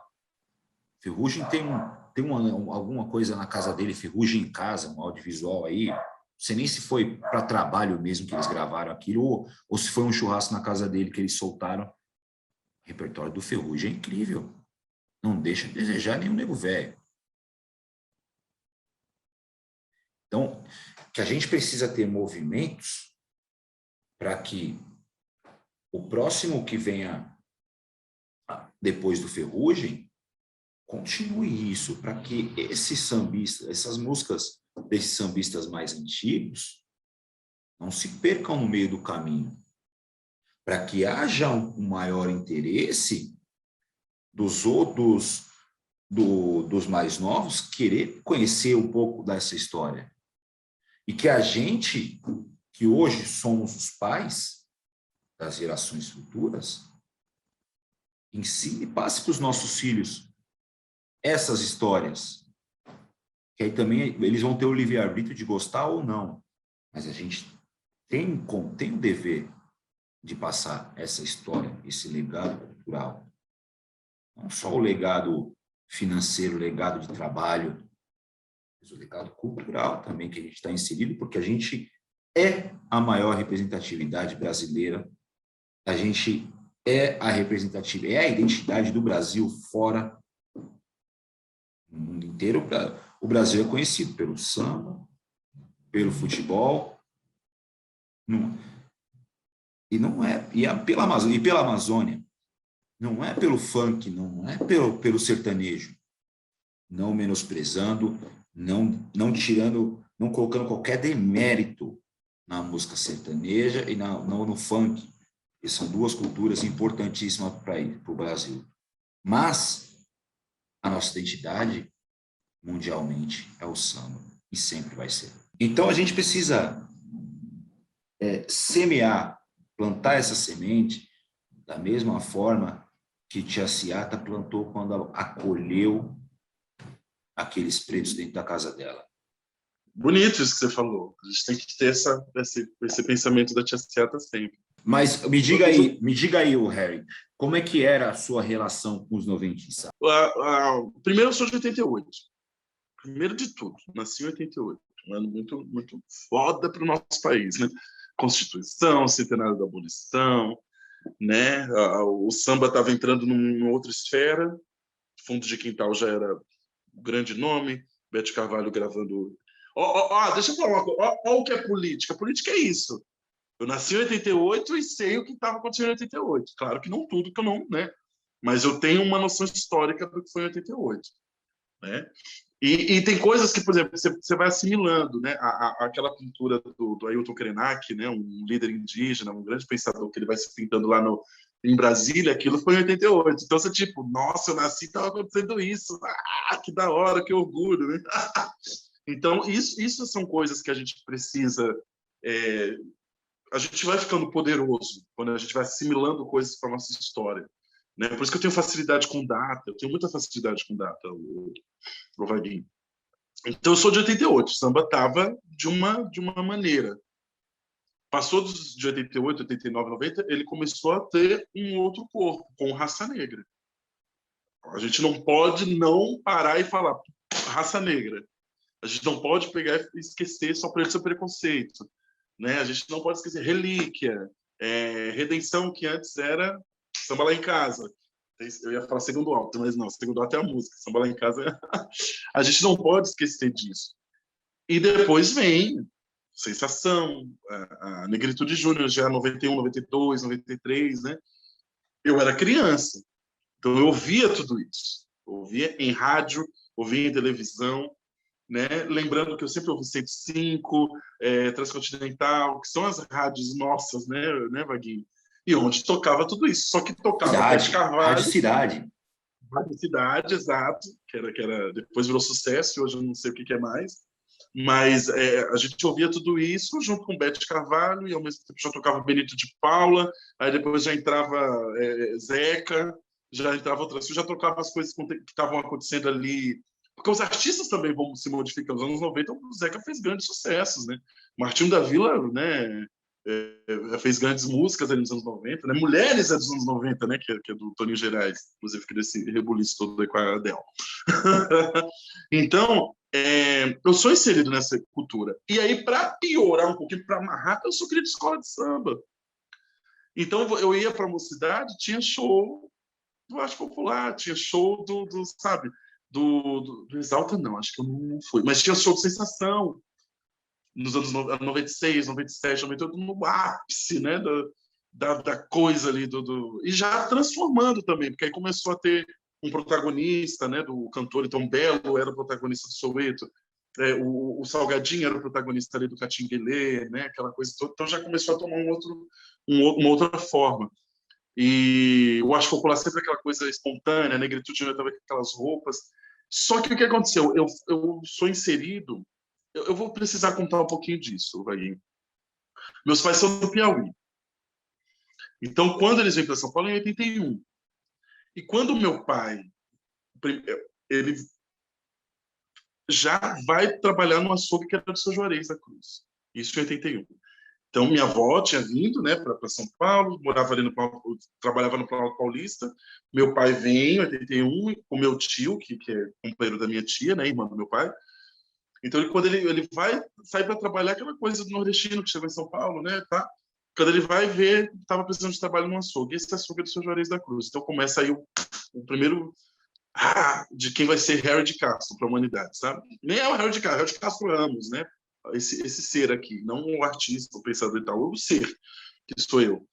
Então, ali já começa. Depois, meu pai vai para Salvador, eu nasci em Salvador, né? Depois volta para cá para morar no açougue, que era do seu Juarez. Então, primeiro de tudo, tem essa relação Mocidade Alegre, não só o samba, não só o carnaval, e sim o pertencimento. Minha mãe costurou na escola, meu pai levava uma miscigenação para cima e para baixo na Kombi lá, que era do açougue. Então, o pavilhão, sei lá, o pavilhão do enredo ia para o açougue, e eu ficava brincando com o pavilhão do enredo, sabe? A Sônia ia comprar carne no açougue, a Sônia é o grande porta-bandeira da Mocidade. Fiz curso de mestre-sala com o Murilo, sabe? Então, eu sou inserido nisso tudo, dentro do contexto samba e escola de samba.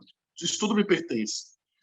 E aí, só que eu não podia dizer para um bairro de classe média alta, que eram os meus amigos, as pessoas próximas, que eu pertencia àquilo, porque eu tinha vergonha. E eu também não sou de um pai e uma mãe que são sambistas. Meus pais são pessoas que trabalhavam para a Seu Juarez. Eu é que peguei esse bichinho para mim desde criança.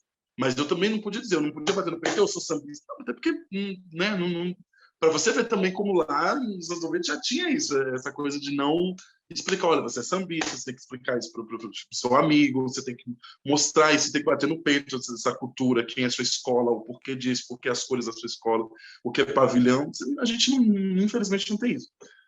Que eu acho que é o que devia acontecer dentro de uma criança, dentro de uma escola de samba, de um contexto de escola de samba, né, da cultura de escola de samba. Então, eu sou inserido nisso. E aí, como eu vivi num bairro de classe média, tudo que eu tinha enquanto pertencimento era brega, era cafona. Então, por exemplo, eu falar que gostava de Sensação era brega. Era, coisa sabe, de favelado, coisa de preto, coisa de favelado. Então, até você tomar posse de que tudo aquilo ali é muito foda pra gente, eu demorei muito. Eu acho que eu fui uns 20 anos já, é que eu fui começar a entender que, nossa, que músicas difíceis de serem cantadas, que músicas difíceis de ser entendidas, as músicas dos anos 90, né, do samba. E aí mas foi depois de muito tempo, já estudando filosofia, já na faculdade, que você, caramba, mas essa coisa do amor aqui tem a ver com essa música aqui do Leandro Learte, sabe? Essa coisa aqui sabe, desse amor impossível tem a ver aqui com essa música de negritude, sabe? Essa questão da timidez. Poxa, eu sou tímido, como é que eu chego, né? Em alguém, não sei o quê. Então, essas coisas, até você tomar para si, demoram. Claro que tem gente que toma para si desde criança mesmo. Quando eu fui tomar conta de que tudo isso era grandioso, já mais velho. E aí é por causa do samba, é por causa do meu coletivo Terçafra, que hoje eu faço parte, né? Há 5 anos já, estou no 5º ano de Terçafra, mas o Terçafra já vai para o seu 10º ano. Que é quando eu vou para uma roda que tem o Tecaçula. E ele conta a história social do samba de São Paulo. Ali eu pego e falo, caramba, esse cara não é só o sambista, não é só, na época ele era presidente do Camisa ainda, ele não é só o presidente do Camisa, ele é um pensador. Ele é um cara que pensa. E na outra semana vai ser o Carlão do Peruche, tipo, caramba, mais um pensador, mais um intelectual. Por que não me disseram que esses dois caras são intelectuais? E aí é que você começa a olhar para si e falar, não, peraí, Leandro Learte é um cara intelectual. Ademir Fogaça é um cara intelectual. Porque povo que fala de amor, povo que poetiza as coisas, são membros da Academia Brasileira de Letras sem ainda pertencer ainda, porque daqui a alguns anos vão ter que pertencer, sabe? Porque é a cultura popular, é a poesia da quebrada, sabe? É o Sérgio Vaz está aí já há alguns anos, mas Leandro Learte está aí, a Delcio Luiz, sabe? O Carica, a Prateado, todas essas pessoas são os nossos grandes poetas, são os nossos candeias também.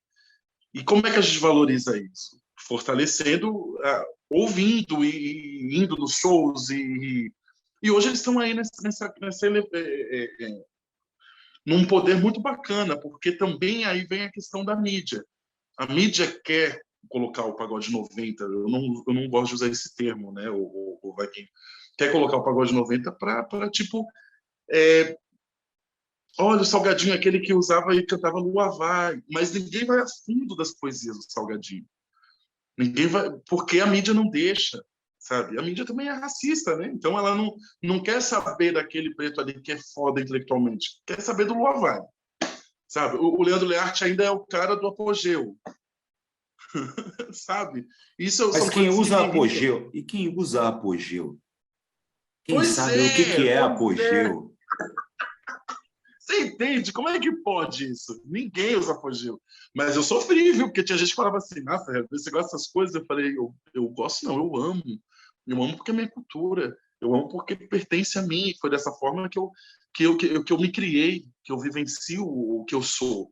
Né? Então, são através dessas músicas, através dessas dores desses caras, sabe? Dessas dores dessas pessoas, eu piro em tudo isso. Então, eu sou cria dos anos 90 com muito orgulho em tudo que é artístico dos anos 90, mas a coisa do samba dos anos 90, eu sou muito, muito fã de tudo que aconteceu ali de 90 a 99, sabe? E eu consumo até hoje. Ontem eu fui ver o Cleverson, porque eu amo o Cleverson. Tudo bem que o da melhor qualidade veio um pouquinho para os anos 2000 também, né? Mas tá ali, o Universo de Prazer, acho que é um disco de 99, se não me engano. Então, ele tem acho que um anterior até. Mas eu sou apaixonado, estou doido agora para ver o Salgadinho, que está lá na Vila do Samba também. Então, são personalidades que eu realmente respeito muito e quero estar sempre ligado a eles. E aí, pior, Vaguinho, todos são do quê? Das comunidades. A Raça Negra da Zona Leste, Arte Popular começou na Zona Norte, sabe? Sensação começou no Botequim do Camisa, né? Até a Simone Tobias passou por aqui, né? Então ela conta um pouquinho disso. Catinguelê não, desculpa, a Negritude Júnior começou no Camisa, no Botequim do Camisa. Olha as relações, samba, escola de samba, sabe? Questões raciais, questões sociais, tá tudo ali, né, atravessando a cidade, que já junta com hip hop, já junta com rap, né, já Racionais. Então, tudo isso é símbolo da cidade. Mas isso tomou uma proporção grande, né? E que foi bacana ver aqueles jovens pretos, sabe, fazendo festa, ou até os travessos, sabe, sendo uma coisa meio galã, como era o Rodriguinho, sabe, fazendo aquela coisa mais, né, piscando o olho. Isso é muito bonito, isso é muito gratificante. Eu fico olhando assim, eu vejo os vídeos deles na Xuxa, sabe, no Bem Brasil, tem uns vídeos de Sensação no Bem Brasil que eu fico olhando, que coisa mais linda que a gente viveu, né, o Vaguinho. E eu quero viver isso ainda com eles hoje, já com seus 50, sabe? O Belo aí todo malhadão, mas tá aí cantando pra caramba, o Péricles, sabe? Cantando pra caramba. Eu amo vê-los. O Salgadinho tocando muito, o Salgadinho tá lindo. O Salgadinho tá lindo. Eu falo, meu Deus, esse homem sempre foi bonito e ele continua lindo. Então, assim, eu fico muito feliz deles estarem aí, né, nessa pegada. Hoje o Leandro Learte é diretor do Centro Cultural São Paulo. Eu ouvi muitas críticas do povo das artes que não tem relação com samba, né? Ah, você vai ser compositor do Apogeu, vai estar lá. Eu falei, ué, é um grande artista, um grande pensador, um grande músico. E o que eu estou vendo é que o Centro Cultural São Paulo só está fazendo samba. Acho que todas as quintas-feiras está tendo coisa de samba. Natália Nagê, minha amiga, cantou lá. A Raquel Tobias, que passou por aqui também, Raquelzinha Tobias. Está todo mundo cantando do samba no Centro Cultural São Paulo. Então isso é muito forte, sabe? Isso é muito forte. Então eu vejo coisas lindas com o pessoal dos anos 90 aí, com força e com garra de continuar. Sambista, Falei demais, né? só falou preciosidade. Sambista de hoje não se atentou, e sobretudo o sambista paulista, não se atentou do tamanho do poder que é ter o Leandro Learte como diretor do Centro Cultural São Paulo, que é o maior centro cultural da América Latina. Se não for do mundo, é quase lá. Um espaço que pulsa arte, que pulsa alegria, que pulsa energia. Então, acho que a gente tem que começar, a gente, quanto sambista, quanto pagodeiro, tem que começar a olhar direitinho para Leandro Learte. E anos 90 é uma era filosófica. É uma era filosófica. Como, se não for a filosofia, como explicar um Salgadinho cantando o Lua Vai e escrevendo Eita chuva nada, molhou meu barraco, molhou meu cavaco? Como explicar o Leandro Learte compondo Como um bocado para te devorar e cantando Noite Fria, se alguém estivesse aqui, o mundo seria melhor para mim, e fazendo aquela revolução que foi o Sambacura. Então, os anos 90 é uma era filosófica, é uma era que precisa ser melhor estudada. O pagodeiro precisa fazer isso.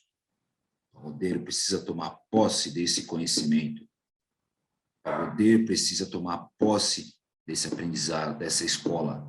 Não é só uma escola que trouxe o dinheiro para essa galera, mas, sobretudo, é uma escola que trouxe muitos ensinamentos bons, ensinamentos ruins, porque também essa galera deixou algumas heranças, toda essa galera noventista, não toda, vamos lá, uma boa parte de como não lidar com dinheiro, de como fugir das drogas. Eles deixaram uma herança de vaidade muito grande. Então, também tem o lado ruim das coisas, que a gente precisa absorver e procurar entender. Mas também a gente pode colocar, aí eu vou fazer um paralelo com o futebol, e com o exemplo do jogador Carlos Alberto, ex-Fluminense, Corinthians, São Paulo, Porto, Portugal.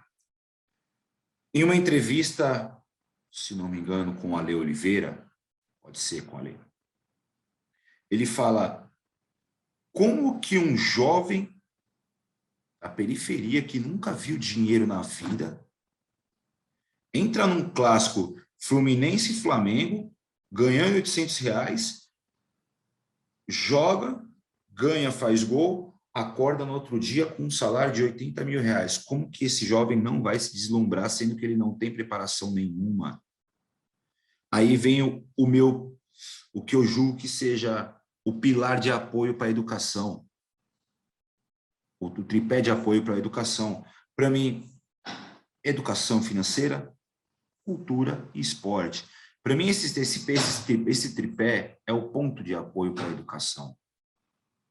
Esses 3 itens, porque, volto a dizer, na hora que a gente estava falando do balanceamento, a gente vive numa sociedade capitalista e que precisa-se de dinheiro para viver, sobreviver.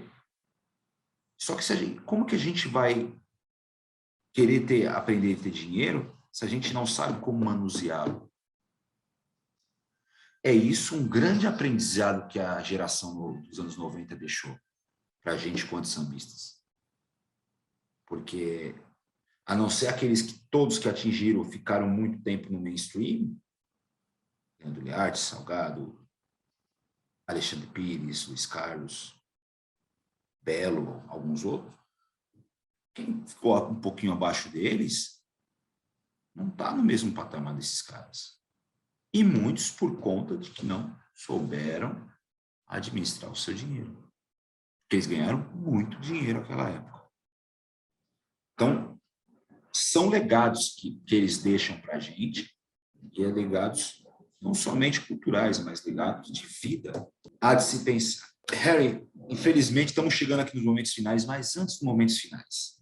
Bloco Afro Afirmativo e Luinã. O que é? Bloco Afro Afirmativo e Luinã. Um bloco de pretos e pretas aqui de São Paulo. Hoje o bloco está ali na Zona Oeste, na Ponte do Piqueri. Ele é um bloco que ele tem um fundamento de candomblé, ele é de Exu, por isso que a gente desfila, a gente faz a nossa celebração na segunda-feira, que antecede o carnaval, né? É sempre bom lembrar, existe a terça de carnaval, mas os desfiles, o carnaval todo começa na sexta, né? E o Iluinã desfila na segunda que antecede essa sexta-feira, nessa semana aí, para abrir mesmo as coisas da cidade, né? E sempre depois das 6 horas, que é o horário de Exu, né? Então tem padê, tem todo o fundamento ali de candomblé. É um bloco que existe já há 5 anos, desde 2016. E eu já tinha uma amizade com a Alabê e com a Fefe, que são os presidentes e fundadores. A Fefe é a presidente, né? E o Alabê e ela são irmãos, Fernando e Fernanda são irmãos de sangue. E quando eles fundam é para isso, é para trazer essa condição do protagonismo de pretos e pretas, né? Para um grupo artístico-cultural ligado a essa essência que é o Bloco Afro. Só que eu preciso dizer uma coisa, o Alabê foi músico ritmista do Vai-Vai muitos anos, quase 30 anos. A Fefe tem a família deles tem uma relação com o Vai-Vai, de fundadores, pé rachado e tudo mais. A Fefe ama a Camisa Verde e Branco, tem uma relação com Camisa Verde e Branco, já tocou no Mocidade Alegre. Eu, enquanto cantor do bloco, sou Mocidade Alegre. O Melvin tem uma relação com Camisa. A Adriana Moreira sempre faz parte com a gente, também tem uma relação com Camisa. Então, assim, o Thiago Sonho, o pai dele era Cuíca, que é mestre da nossa bateria do Luinan, era cuiqueiro, né, do Vai-Vai. Então, todo mundo tem uma relação com o samba. E a gente também traz essa essência do samba. A gente traz essa forma de se pensar essa negritude do samba. Então, eu sempre canto os hinos das escolas de samba, né? Sempre que possível, a gente faz um show, sempre canto os hinos. O nosso desfile é na Parelha Luzia, que é um espaço muito incrível que existe ali nos Campos Elíseos, e a gente desfila ali nos Campos Elíseos. Para quem não sabe, a história do samba de São Paulo inicia-se nesse bairro chamado Campos Elíseos, né? Que é ali na Barra Funda, que depois vem Camisa Verde e Branco e tudo mais. Ali desfilavam os cordões Vai-Vai, Camisa, Fio de Ouro, acho que era cordão também, né? Então, tudo desfilava ali naquela área dos Campos Elíseos. Então, um bloco afro desfilar no Campos Elíseos é muito significativo. E eu, com muita honra, muito prazer, muita luz, muito axé, eu sou um dos cantores desse bloco, desde o início, né? eu vou ser aqui pilantra, mas eu sou o primeiro cantor do bloco, porque eu entro, acho que cantando já em setembro de 2016, minhas parceiras Danusa e Lígia vêm em janeiro de 2017, né? Então, esses 3 meses aí eu tenho essa audácia de dizer que eu sou o primeiro cantor do bloco. E é isso, esse é o Iluinan, esse tambor de fogo, esse bloco que traz esse protagonismo preto para dentro da cidade, e com essa responsabilidade de dar a luz e fortalecer a negritude paulistana, porque somos pessoas oriundas de escolas de samba. Então, a Marilene e o Dicá sempre desfilam com a gente. Eu falo, né, que a Marilene e o Dicá é o casal resistência do samba paulistano, né, da cultura da cidade de São Paulo. A representatividade maior, né, um casal preto já com mais de 30 anos de casados dentro da cultura paulistana, então eles estão sempre lá com sua faixa de embaixadores de samba. Então, isso para a gente é muito importante, né? Assim como é meu sonho ter a tia Malu, que é a da velha guarda da mocidade, mas ela ostenta o pavilhão, o estandarte, né, da Embaixada do Samba Paulistano, assim como é vontade de ver todo o pessoal da Embaixada lá desfilando com a gente. Porque também não atrapalha em nada. O Luinan desfila na segunda, quinta, sexta de carnaval, ninguém tá fazendo nada, né? Até porque o povo começa a fazer as coisas na quinta-feira ou até na sexta, né? Então, esse é o Luinan. Harry, papo maravilhoso, mas infelizmente estamos chegando aos momentos finais. Mas meu convidado não se despede tão fácil assim, não. Olha. Aqui no Samba para Ver, no Alô Mundo, a gente divide os momentos finais em 3 partes. Primeira delas, se você tivesse o poder da caneta, que samba você gostaria de ter escrito? Nossa, gente. Olha, eu vou puxar para o meu lado. Eu gostaria de ter escrito um samba que eu amo muito da Mocidade Alegre, que é de 82, Malungos Guerreiros Negros. Acho esse samba. Aliás, 82 para o Carnaval de São Paulo, eu sempre falo que foi uma perturbação, porque todas as escolas tradicionais vieram com enredos afro, né? Só tem sambão, vai, camisa, nenê, né? E Mocidade Alegre, Rosa de Ouro também, Ainá, no Reino de Baobá, e Mocidade Alegre com Peruche também, Águas, não vou lembrar o enredo agora. Mas Mocidade é lindo esse samba, eu acho ele tão contemporâneo, acho ele tão formidável, Malungo, os irmãos verdadeiros, de uma raça guerreira que a natureza criou, é lindo esse samba. E um deles é tio do Luiz SP. O Luiz SP comentou num post que eu fiz, ele disse, samba é do meu tio. Eu falei, caramba, olha que coisa linda, né? Olha que coisa linda. Amém. Segundo momento, Harry de Castro, qual o recado que você daria pro mundo? Entendam a sua essência. Mundo! Entenda a sua essência, mundo. Busque quem é você. Eu estou falando para o mundo, mas para todo mundo também, né? Todo mundo que é do mundo. Todos nós que somos do mundo. Entenda quem é você, busque quem é você. Procure saber quem é você. Não queira ser o outro, não se empolgue com o que o outro... Isso vai até um pouquinho para aquilo que eu falei dos Estados Unidos, né, lá no início. Aconteceu lá, mas calma, está acontecendo ao seu lado também. Então, busque essa sua essência. O mundo precisa de entender essa essência, de onde partiu, da onde sai, de onde foi o embrião. É meio filosófico isso, mas eu acho muito necessário a gente reconhecer a nossa essência, olhar para si e falar, poxa, eu sou isso daqui, eu tenho essa cultura, eu tenho esse legado, então eu vou lutar por isso, eu tenho uma tia que tem, então minha tia, sabe? Olhe para o outro, claro, empatia, né, que a gente tem falado muito dessa palavra, empatia é sempre bom com os outros, próximos, mas busque sua essência, busque saber quem é você, quem te criou e quem te deixou no mundo. Salve mundo! Amém, amém. E por fim, os meus agradecimentos. É sempre interessante para mim dialogar com pessoas que eu não conheço, não sei a história, mas que por algum motivo chegou até mim que seria uma história bacana. Que já passaram pessoas maravilhosas, nomes muito grandes, de muito peso a nível nacional, como o Delcio Luiz, como Claudinho de Oliveira, como, para a gente que é amante de rádio paulista, o Moisés da Rocha, Patrícia Liberato, Claudinho Alexandre. Mas hoje ter contato com essa história você entra naquele dos mais uns dos meus anônimos com histórias incríveis. Porque você vai morar, mesmo morando numa região daqui da capital de São Paulo, e crescendo nessa região que afasta, segrega a cultura preta, você se torna um profundo conhecedor que talvez muitos pretos das raízes não tenham conhecimento. E isso é fruto do interesse, isso é fruto disso que você acaba de falar, de conhecer a sua essência. E mesmo eu sendo branco, eu sendo filho de nordestino, não sendo de uma cultura preta, eu sou da cultura do samba, então preciso ter conhecimento disso. Então é você mais um que me ensina o que é ser um sambista de fato, o que é o ser um sambista na realidade.